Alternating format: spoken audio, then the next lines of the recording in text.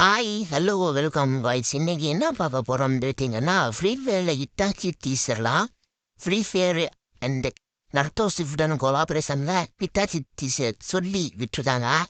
August 25 நமக்கு கொண்டு வர போகிறாங்க. இன்னும் 1 மந்த் தான் ஆயிருக்கு. காய்ஸ், நர்டோ ஃப்ரீ ஃபயரில் மறுபடியும் என்ட்ரி ஆகுது. வாங்க வீடியோக்குள்ளே போகலாம்.